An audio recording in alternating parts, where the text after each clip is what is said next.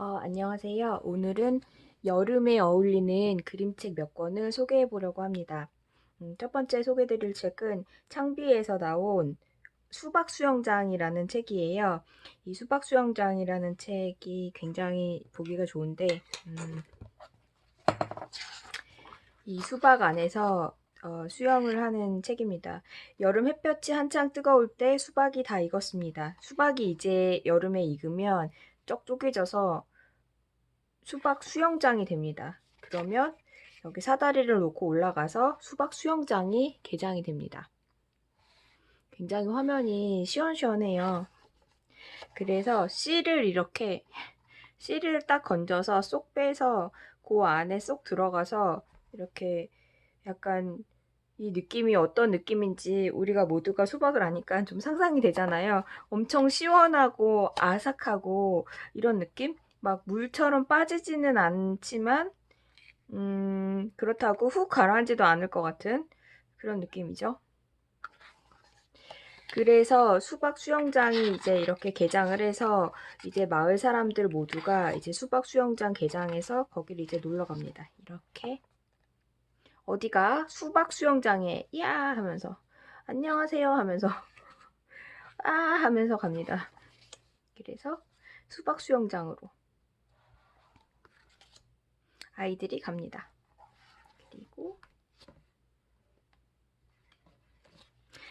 이렇게 다이빙을 해서 여기 이렇게 들어가는 하고 떨어져서 여기 쏙 들어가는 것도 되게 어떤 느낌인지 상상 가면서 굉장히 막 시원하고 달고 아삭하고 이런 촉감이랑 그 소리랑 다 오감이 되게 만족되는 책인 것 같아요. 그리고 또 좋았던 장면이 이런 장면이요. 모두 함께 철벅철벅 걸으면 붉고 투명한 수박물이 보입니다. 이런 거 뭔지 알겠죠? 수박에서 이제 수박 물 나오는 것들. 이런 거를 이제 어른들이 실제로 토마토 뭐 어느 나라 스페인이 어느 나라 어느 도시에 가면은 그 토마토 막 전쟁하는 것처럼 토마토 막 던지고 놀고 이런 거 있잖아요.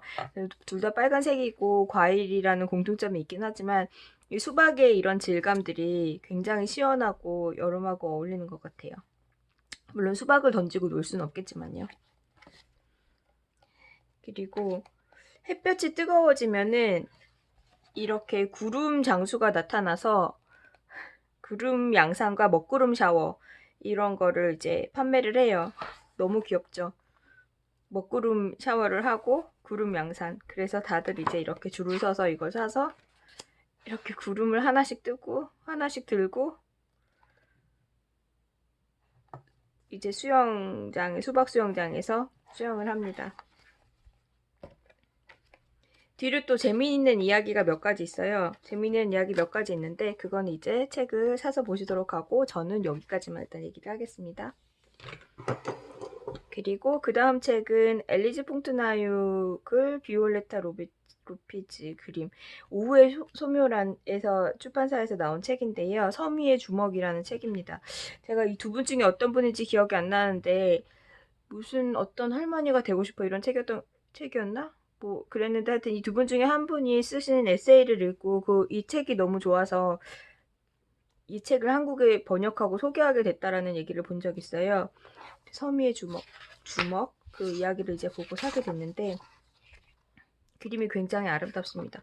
약간 책의 질감이 뭐라 그래야 되지? 뭐 여러 개 약간 겹친 것 같고 불투명 유리 같은 느낌도 있고 좀 독특한 질감이에요.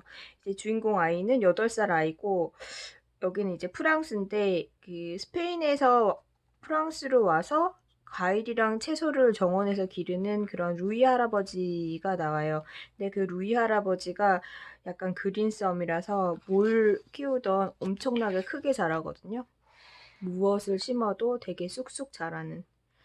아티초크가 아빠 머리만큼 커지고 파는 꼭 씩씩한 군인들 같고 정원사들은 언제나 할아버지를 부러워해. 그러면 할아버지는 항상 이렇게 말한대요. 다 땅이 가르쳐 준 거야. 이렇게 생긴 할아버지입니다. 이렇게 정원의 이런 모습으로 항상 표현이 돼요. 루이 할아버지는 새하고도 말하고 고양이하고도 말한다고 얘기를 해요. 그리고 좋았던 장면들. 이 섬유의 주먹이란 제목이 어디서 나왔냐면, 나는 루이 할아버지가 만들어내는 이상한 말들을 정말 좋아해. 뭐 예를 들면 섬유의 주먹을 날려라. 이 말이 이건 서로 솔직하게 말하자는 뜻이라고 합니다. 학교에서 말했더니 선생님이 어디서 그런 말을 배웠니? 라고 했어. 선생님한테도 할아버지가 하는 재밌는 말들을 잘 설명할 수 있으면 좋을 텐데. 아마 스페인에서 이 속담 같은 걸까요? 섬유의 주먹을 날려라. 솔직하게 말하자는 이야기.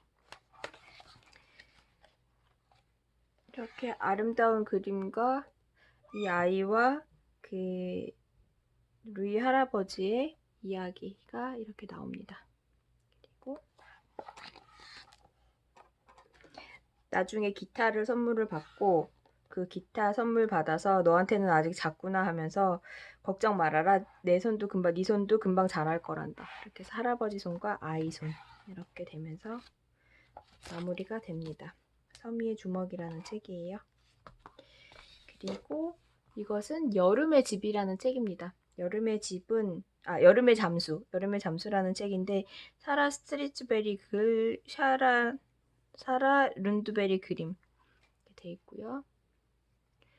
그리고 이거는 우울증에 대한 책이에요. 아버지가 우울증에 걸린 그런 이야기인데 제목에서는 잘 상상이 안 되죠. 여름의 잠수라고 해서 우리나라는 다른 나라는 어떤지 모르겠는데 봄이 되면은 우울증에 많이 걸린다고 하잖아요. 봄이 되면 우울증에 많이 걸리는데 그 여름을 타는 그런 나라가 있는 걸까요? 여기 지금 작가들은 스웨덴 작가네요. 여름에 아프고 겨울이 되면 괜찮아졌나? 이거를 보면은 그림은 이런 식입니다. 어느 날 우리 아빠였던 사람이 사라졌다. 마치 누군가가 아빠를 세상에서 우려낸 것 같았다. 아침 식탁에서 아빠가 앉았던 자리에 구멍이 나 있었다. 그래서 아빠가 사진첩에만 있는데 아빠가 오지를 않아서 근데 한참 지나서 아빠가 이제 어디 갔는지 알게 돼서 그 아빠한테 가요. 아빠한테 가는데 아빠가 이런 건물에 있어요. 별다를 것 없는 건물이지만 문이 모두 잠겨 있는 그런 건물이에요. 그런 건물이고 어디에나 아빠를 살펴보는 천사들이 있다. 하지만 천사들이 아빠를 데리러 온 건 아니었다. 아빠가 이 땅에서 잘 살아가도록 지켜보고 있는 거였다. 아빠가 하늘로 날아가 버리지 않게. 나옵니다. 여기서 천사들은 간호사랑 의사들을 이야기하는 거겠죠. 그래서 이런 식으로 얘기를 나오는데 여기서 이 표지 그림이 굉장히 인상적이잖아요. 겨울에 우울증이었나 보다. 아닌데 여름인데. 여기 이런 사비나라는 사람이 나옵니다. 사비나라는 아마 병원에 입원한 이 친구도 환자일 것 같은데 가은하는 수영복을 입고 있고 아이한테 수영할까 이렇게 물어봐요. 그래서 여기 수영할 데가 어딨지? 나는 주위를 둘러보았다. 토사물색 같은 분홍 벽지, 슬픈 사람들, 커피잔이 보였지만 바다는 없었다. 그럼 관도 지방울. 그러더니 사비나는 가버렸다. 사비나는 가고 어느 날은 이제 가니까 아빠가 면회를 원하지 않아요. 그리고 안에서 아빠 우는 소리가 들려요. 이 아이가 이제 계속 생각을 해요. 아빠는 낳는 게 어떤 건지 잊어버린 것 같아 엄마가 말했다. 어떻게 그걸 잊을 수 있을까? 어떻게 나를 잊을 수 있지? 어떻게 자기를 잊을 수 있냐고 계속 이제 얘기를 해요. 그래서 아이가 혼자서라도 계속 거기를 가요. 그러다가 어느 날 이제 사비나가 또 이제 수영하러 가자고 얘기를 해서 나무 아래 만나서 수영 연습을 합니다. 이렇게 수영 연습을 하는데 이제 친구가 돼요. 친한 친구가 돼서 수영 연습을 하는 장면이 나옵니다. 이 장면이 표지에 나오는 장면이에요. 너무 멋있죠? 그림이 너무 멋있어요. 여기 표지 나오는 장면, 사비나와 아이. 우리는 햇빛 속에 누워 병원이 하늘에 가느다란 줄을 그리며 날아가는 비행기를 보았다. 가끔 나는 잔디밭에서 잠이 들었다.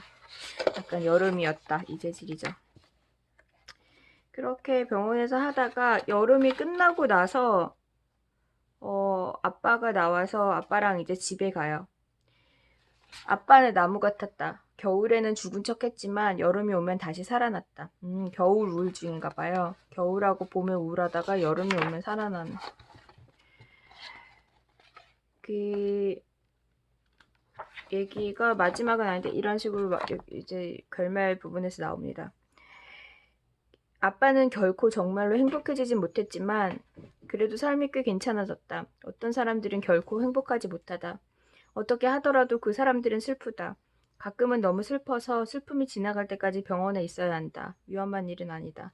뭐 이런 식으로 이렇게 나오면서 마지막에 사비나 얘기 회상하면서 이제 끝나는 이야기입니다. 아이들에게나 뭐 설명하기 힘든 뭐 우울증에 다룬 설명하기 힘든 그런 우울증에 대해서 그림책으로 이제 보여주는 그런 거고요. 약간 이런 그림책 읽으면 좀 힐링되는 느낌이잖아요. 어른들이 읽어도 좋을 것 같습니다. 그림도 아주 예뻐서 다 작품 같아요. 그리고 이것은 우지연님의 그림 에세이 풍덩이라는 책입니다. 여기 호크니의 풍덩, 이게 풍덩이였던가? 제목이? 하여튼 책이 나오고 글은 이 휴식과 그리고 물 수영장에 대한 책이에요. 휴식과 수영장에 대한 책으로 글하고 이제 그림하고 수영장에 대한 그림하고 이제 나와 있어요. 나와 있는데 제가 여기서 제일 마음에 들었던 그림은 이 그림입니다. 위고 본즈의 비밀 비행. 멋있죠? 이 그림이 가장 마음에 들었고 휴식도 뭐 배워야 한다 뭐 이런 식으로 그림이 이렇게 나와요. 힘든 날일수록 나를 보살펴야 한다.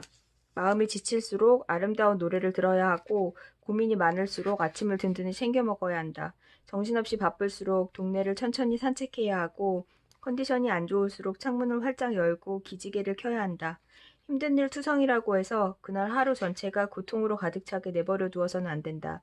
힘겨웠던 하루 중에 단 몇 분이라도 괜찮을 수 있다면 그로 인해 그 하루는 다른 의미를 갖는다. 힘들었던 날이 아니라 힘들지만 견딜만 했던 날로 정의될 수 있다. 이런 멋있는 그림들이 굉장히 많이 나옵니다. 멋있는 그림들이 많이 나오고 여기 또 하나 보면 휴식의 해답은 현재에 있다. 몸과 마음과 정신을 현재에 두는 것이다.